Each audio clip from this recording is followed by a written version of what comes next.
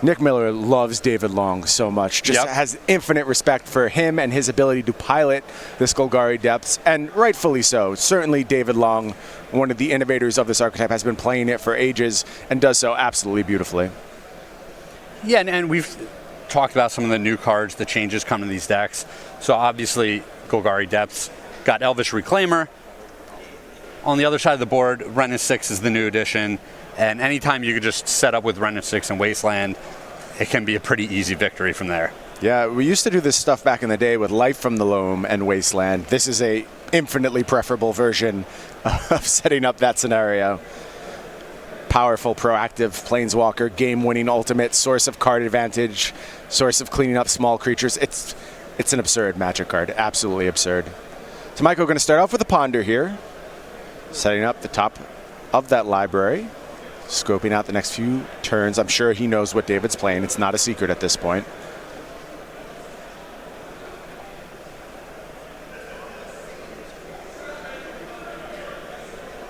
And we saw Oliver, I believe he took a Spell Pierce off of the Ponder there. I don't know the contents of Oliver's hand, but part of me, like he's not going to cast the Spell Pierce this turn. Right. So if it's a relevant card that he wants, it's very possible he should have buried it, unless he needs it to pitch the Force of Will or something like that. Could be the case. This could be a prime target for a Force of Will. Sylvan Library, old school card. Seeing cards like this just warms my heart. Sylvan Library sitting us alongside Mox Diamond. One of the things I love about Legacy is many of these cards I just opened in packs. I have my 4th edition Sylvan Library that I cracked. Here's Force of Will, pitching Spell Pierce. Craig, the Prophet, letting us know exactly what's coming. No Sylvan Library, and it makes sense. That's a difficult card advantage engine for Tamajko to beat. the templating on the old cards? Love it. You love it? Makes no sense. Explain to me how Sylvan Library works. You would have no idea if you just read the text on that version of Sylvan Library. Chains of Mephistopheles, another favorite of mine. Oh yeah, just so complicated. Once played a deck with both those cards in it. You don't want to use those in concert with each other. I'll tell you that right now. Wasteland for Tamajko, that's an important card to have on the battlefield. You want to just leave that Wasteland sitting there. It complicates all of David's setups. Slows down the pace of the game quite a bit. Here's a Brainstorm from Tamajko. Yeah, hard to Wasteland that Thespian stage, though. Absolutely. Generally, you're going to end up targeting the Dark Depths. That's why you don't see Tamajko just cash it in now. Of course, Thespian stage could turn itself into a basic.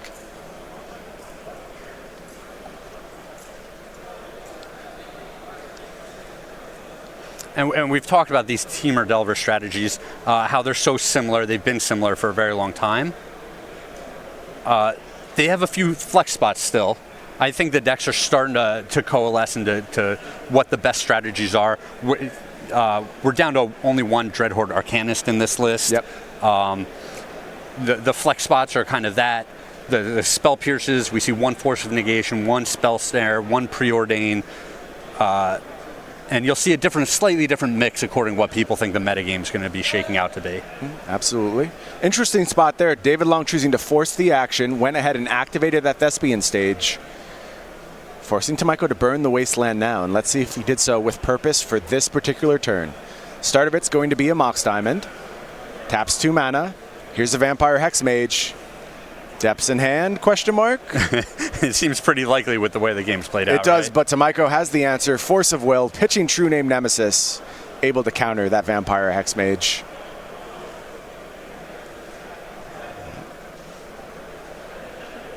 That sequence of events makes perfect sense given the way both players played the last couple turns. There is the Dark Depths, as we suspected. And David Long forced to just pass the turn back to Tamajko here. Tamajko's going to get the perfect Brainstorm. Go ahead and shuffle away the 2 cards that were placed there. Yeah, and the dream here is the Wrenn and 6, right? Absolutely. That might just be the end of the game, quite frankly. Got to watch David's match last round. Basically just insta-scoop to Wrenn and 6. Looping the Wasteland. Has a basic this time. Has 2 Moxes as well. So access to mana. Might stick it out a little bit longer, even with a Wrenn and 6 here. Force of Will to draw from Tamajko there. A lot of protection. No Wrenn and 6, just the fetch land. Passes the turn back to David Long.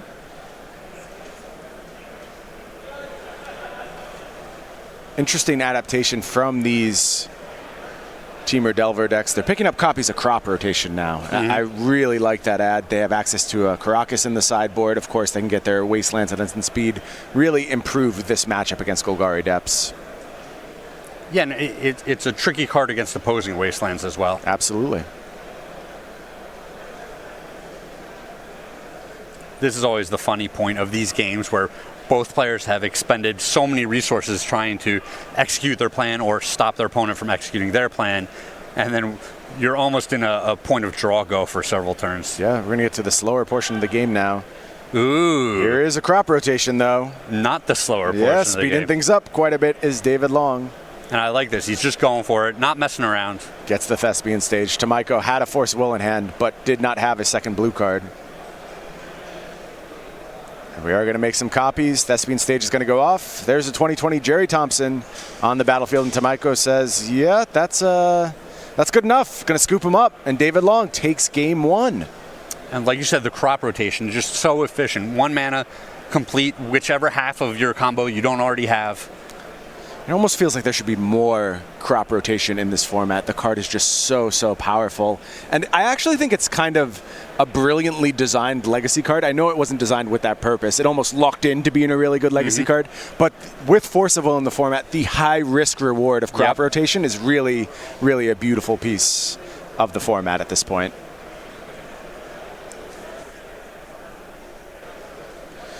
Here we have the sideboards for our players. A little technical difficulty over on David Long's side. Don't worry about that. We'll keep you informed. We'll start over on Oliver's side. And Oliver has 1 Jace the Mind Sculptor, 2 Surgical Extraction, 1 Magmatic Sinkhole, 1 Submerge, 1 Force of Negation, 1 Dismember, 1 Abrade, 1 Ancient Grudge, 1 Pyroblast, 1 Red Elemental Blast, 1 Hydroblast, 1 Vapor Snag, 1 Crop Rotation, 1 Karakas. A lot of one-ofs in that sideboard, Craig. It makes sense why, though. You see so much of your deck with these Delver decks.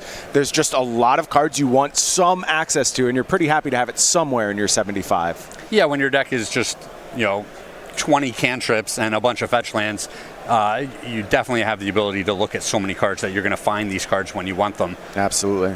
For this sideboarding in this matchup, the Teamer Delver decks generally end up playing a very control-ish role. They would like some early pressure on the board, but it's a lot of the mid-rangey stuff that they end up cutting from the deck.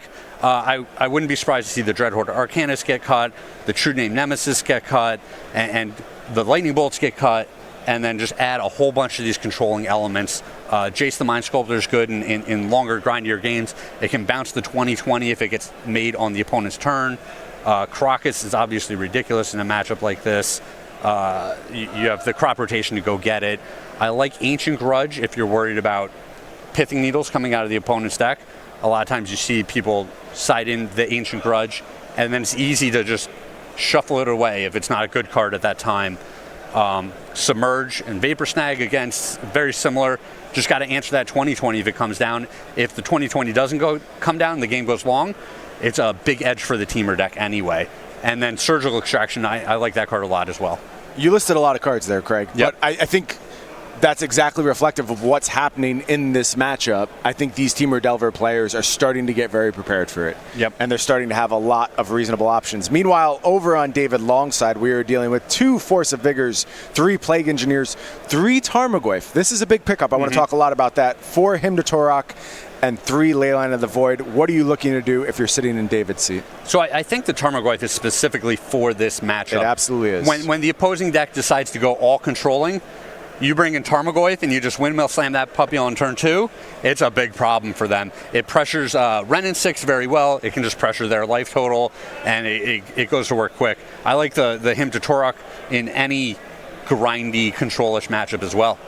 Yeah, these decks basically, they're looking to transform into the Rock at this point. They get to play a very efficient Rock game, and I would not be surprised, I'm telling you right now, Craig, at some point, the main deck of this deck is going to shift to a more Rock-like configuration with main deck Hymn to Torok, possibly Tarmogoyf. It's going to look to play a more value-based game based on what's going on in the format. If things get very combo-y, shifting to Tarmogoyf and Hymn to Torok on top of the Depths combo could be a way for this deck to go. A lot of evolutions available for the Golgari Depths players. Well, if you are curious how this matchup's going to play out and a host of other matchups, you definitely want to be tuning in weekly to Versus Live. Our players, you often see Ross Merriam, Corey Baumeister, departed Todd Anderson at this point. We miss you on Versus Live, Todd. But all of the SCG's best and brightest get together, and they battle all the formats. They'll play Legacy, they'll play Modern, they'll play Standard, they'll play Future Standard, which is what they're looking at right now for Throne of Eldraine. Yeah, that's real fun. And you and I are going to talk a lot about Throne of Eldraine this weekend. We've kind of talked about a lot of other exciting things going on, but that's the big story in the Magic community right now. All these new preview cards coming out. We'll have a lot to say about that. And so will the folks on Versus Live. Make sure you check them out every Tuesday and Thursday, 1 p.m. Eastern Time, twitch.tv/SCG Tour. I love Versus Live. I always try and catch it when it fits in my schedule. So you're talking about the evolving metagame, how you think that this Golgari Depths deck will continue to adapt. And it's just very interesting to think about stuff like that. And it's such a fine line. It's such a balancing act, being one of the people who shows up one step ahead of the metagame and being the person who shows up maybe 2 steps ahead of the metagame, and that's not the point you want to be at. Exactly right, and that's what the best and brightest do, especially in Eternal formats. They are very, very good at understanding exactly how far down the line to go and putting themselves in the exact sweet spot where they can just run over a tournament. And I think David Long, the adaptation of Tarmogoyf in the sideboard at this point, is exactly the right move for this tournament. I agree, and like you're saying, it depends which way the metagame goes, whether or not Tarmogoyf should be in the main deck. If we see a lot of these Mystic Forge decks, I don't want Tarmogoyf against that nonsense. Nope. But if we see a lot more of these Teamer, Delver, grindy kind of strategies where Wrenn and 6 is a big problem, love to have a Tarmogoyf to go after that. David going to go ahead and lead on Mox Diamond here. Pitches Sejiri Step.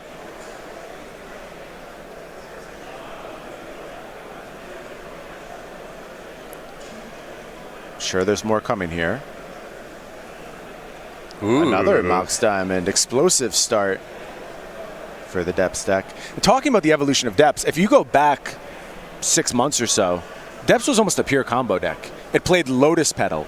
It played Elvish Spirit Guide. It was all about fast mana and just trying to turn 1, turn 2 the Depths combo with Vampire, Hexmage, Thespian Stage. It has slowed down dramatically.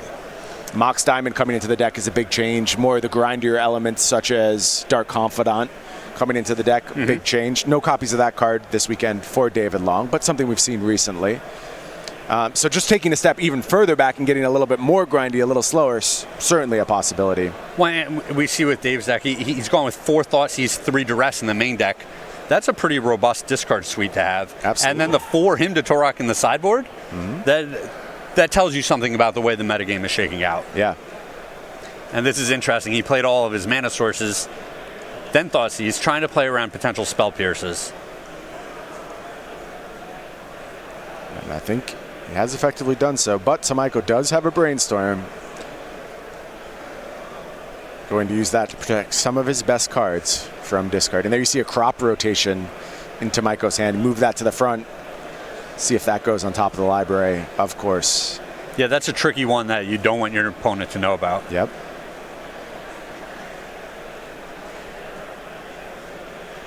I think Tamajko's hand is very good right now and having a hard time deciding exactly what he needs to Too many good cards, right? Yeah.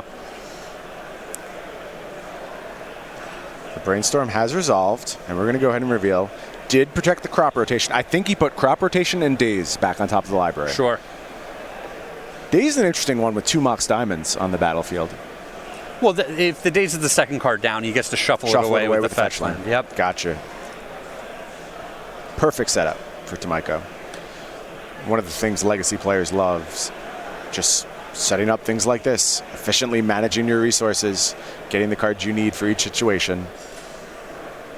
Yeah, Oliver has to be kind of happy with the way this game's shaking out. He's going to get the pressure on the board that he wants on turn 2.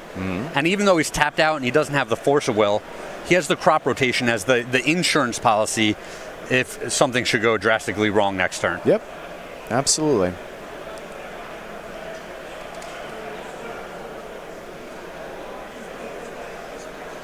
And I would expect a rather large Tarmogoyf here. Let's see.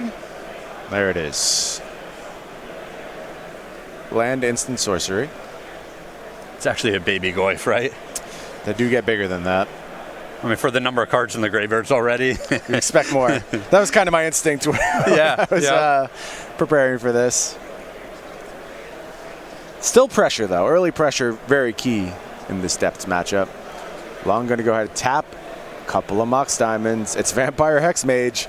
It's Dark Depths, and we're going to go ahead and produce another 2020 Jerry Thompson. But we know Tamajko with answers at the ready. Do you have a 4 or 5 now? The Hexmage has entered the bin. That Goyf wants to tussle. Mix it up a little bit. And I think it's going to get to. Oh, definitely. Here is crop rotation. Long nods his head. Yep. Can't play around everything here, and sometimes you just have to put the 2020 on the battlefield and say, can you deal with this? A lot of times the answer is no. You saw that in our time-shifted match last round. Long just made 2020. Opponent cast Ponder, had to shuffle. Cast Ponder, had to shuffle. Found a Wasteland here. This is a good setup for Oliver. Yeah, Wasteland, just a little bit extra insurance.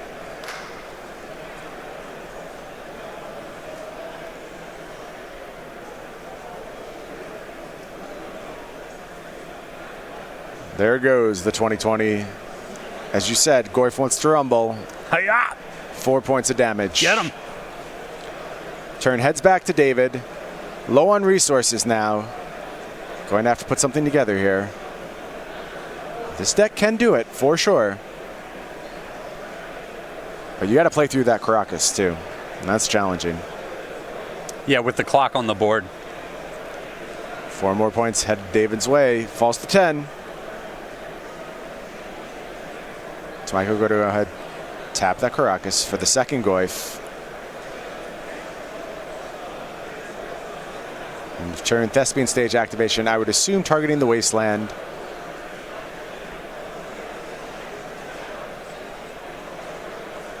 And I would expect Tamajko to Wasteland in response. Yes. Yeah, you see plays like this. The Depths player is just forced to get that Wasteland off of the board. Yep. And with 2 Goyfs on the board, it's not like he could even wait, to try to position himself, potentially have a crop rotation or something. No, it's just too much pressure. Got to do this right now. Yep. But unfortunately, no answer coming for David Long, and that means this match is tied up. 1 game apiece. Tamajko and Long. So we didn't see any Tarmogoyfs there. I have a very strong feeling they are in the deck, though. Out of long side. Yes. I assume that is the plan here.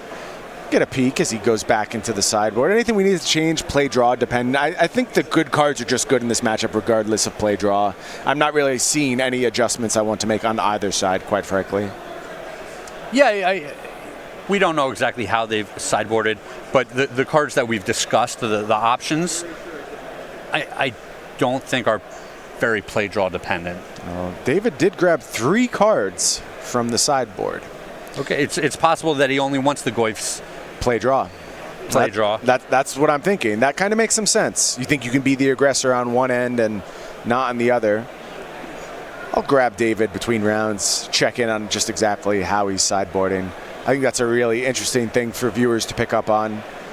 Way to better your own depths play. I don't think you can go wrong copying what David does.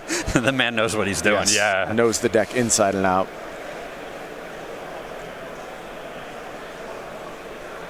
Certainly a legacy master. Only reason maybe David isn't a more familiar face on the SCG Tour is that just so proficient at this format. It feels like every time we're playing legacy, he's in our top 8s. Yep. Modern, standard play, maybe trailing a little bit behind, but David just an all-around good Magic player. Yeah, people really turn out for this event. Absolutely. Well, we talked a bunch about how embedded the legacy scene is here, and it's getting harder and harder to come across these legacy cards. They're getting more and more expensive, but the people who love the format, it's a huge part of their Magic identity. It means so much to them, and I feel that entirely. Like I said, you grow attached to these cards that in some cases you've owned for 20 plus years, and you just love the opportunity to get to use them. Yeah, there's so many things that I enjoy about formats like this. David Long is playing I believe it's the M20 Duress. Mm-hmm. Or whatever, maybe it was Ixalan Duress, yeah. Whatever it is, which is just the worst possible artwork. I mean, the picture doesn't make sense. It's a guy in a boat. Looks like he needs a drink pretty bad. He's thirsty. He's under duress. From what? Thirst. Have you ever almost died of thirst? Sure, but It's a when you're duress-filled situation. No, when you're under duress, someone's trying to get something out of you. Usually, yes. That is classically how I would see it. What is the sun trying to get from you when you're... Your sweet, sweet H2O molecules. That's fair enough. So circling back, he gets to play his 5-cent terrible artwork dress, and I love it. Mm-hmm. And the one round he was taking like a foil Jace out of the opponent's hand. Right. You know? Right. That's the legacy scene to me. Some people show up with their alpha beta duels, and other people show up with, you know, their Ixalan commons. Yeah, just need a functional version of the card. They all do the same thing. But also, it speaks to the personality of the people. Right. A lot of people play certain basics because that's part of who they are. Yep. That's their favorite artwork. They met the artist. That's the lanes that were around when they started playing Magic, whatever the case may be. Yep. And I love that stuff about the game. Yeah, so one of the things I've leaned into recently are the things I find aesthetically pleasing about Magic. And for a long time, I was in the David Long camp. I was complete utilitarian. If the card has the effect I want, I do not care what it looks like. Just hand it to me, that's fine. But recently, I've been leaning into older cards. I've been buying a lot more foils. And honestly, I just enjoy my Magic cards a lot more. It's weird. I didn't think it mattered to me, but it really does. There's a lot of things about this game that resonate with us, right? It's not just the gameplay, which is a huge part of it, but the beauty of the cards has a lot to do with it too. Well, and that's what I like, is that it's so multifaceted. Even if you want to have your Ixalan dresses, maybe you go and get them altered, or you alter them yourself. Yeah. You know, it doesn't have to be, oh, I've got $50, $100 dresses from some obscure set. You still have unique cards that are special to you. Yep. It doesn't have to be that they're super expensive. Both players on a mulligan to 6 this game. Just going to lead with a couple lands. Urborg for David Long. Fetch land over on Tamajko's side. Long's going to make the first play of the game. It's going to be Thoughtseize. Tamajko says, I have responses. And again, these little plays where David Long is very patient with the Thoughtseize, doesn't want to just walk into, you know, a daze for no reason. Yep. I'll wait till the second turn. There's nothing I want to particularly take on the first turn anyway. Absolutely. Unfortunately, Spell Pierce was the card in Tamajko's hand. That means his Thoughtseize isn't resolving on turn 2 either. Does Tamajko have a turn 2 play? We haven't seen Wrenn and 6 make an appearance yet. I'm sure David Long very happy about that fact. Average card, Wrenn and 6. It's not. It's not. It's a silly Magic card. But it's okay because WotC's not going to keep making cheap Planeswalkers, right? They wouldn't do that. Well, I've got some news for you, Craig. We're going to talk about that Throne of Eldraine spoiler in just a bit. What? I saw a 6-mana Planeswalker in that set, didn't I? There's one of those, yeah. That's it, right? That's all? No? No. Oh, man. No, there is a 3-mana Planeswalker. If you saw the last few rounds, Cedric, Patrick already talked about Oko. Very silly card. Very high loyalty. Oh, man. I know you fear this card very, very much. It can make for some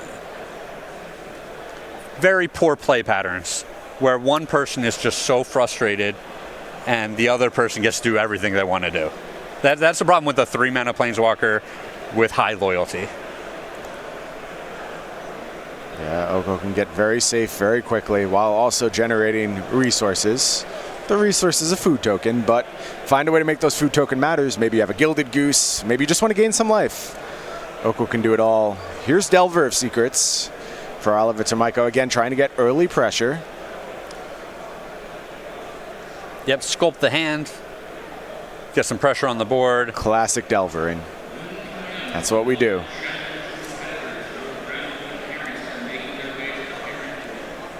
Long is going to go ahead and fetch here.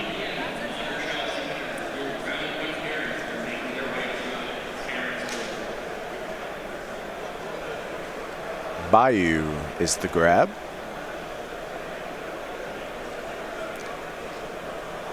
Looks like a signed Bayou there, so maybe David cares more about the aesthetics of his cards than we were giving him credit for.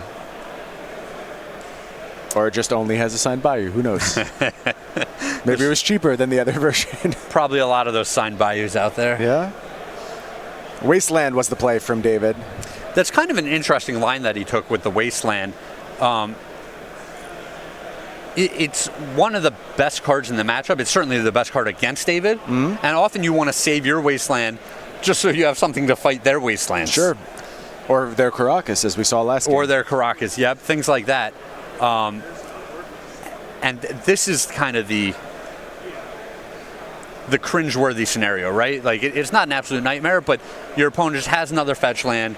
They still have all their colors. Yep. And now they have Wrenn and 6, and that Wasteland looks almost wasted in this scenario. Going to be able to immediately plus, return fetch land to hand. Thankfully, no Wasteland on Tamajko's side yet. It means maybe Long still has a window. But having just burnt that Abrupt Decay, the window is tight. Something's got to happen very quickly for Long. I think I saw a green Sun Zenith as the draw there. Seeing more and more of that card in this archetype too. Can go get Sylvan Safekeeper, can get Elvish Reclaimer. Couple options there. Maybe Tarmogoyf? Who knows? Here's a fetch land from Long, gonna fall to 18.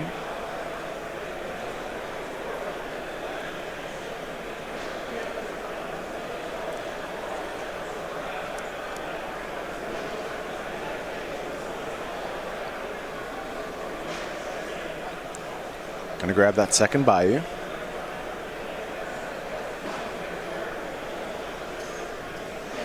And this is gonna be Green Sun for 1. All right. We're gonna get a big Elvish Reclaimer. Yep. 3/4 is Elvish Reclaimer right now. We talked about this card at length. One of those new M20 prints.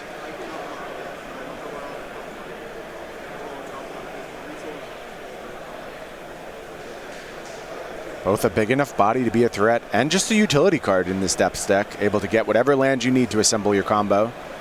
Yeah, it can block very effectively in early points in the game. It could potentially, pressure opposing planeswalkers as long as there's not a Goyf on the board. Yeah, and unfortunately that Goyf is going to be bigger than that Reclaimer. There you see Elvish Reclaimer up on our screen. Gets +2/2 as long as there are 3 or more land cards in your graveyard. 1 mana 3/4s aren't bad. How about a 1 mana 3/4 with upside? Sacrifice a land, search your library for a land card, put it onto the battlefield tapped. This card is destined for some big things, and I think there'll be a point where it gets some run in Modern as well. It's just really looking for a good land to find, but if I ever get to the point where I can sacrifice Flagstones of Troikar to Elvish Reclaimer, I will be a happy, happy individual. Sure, that's pretty grindy. Yep. That's a slower... Doesn't sound like Modern Magic, right? Yeah, that's taking the long way around, so to speak. I know.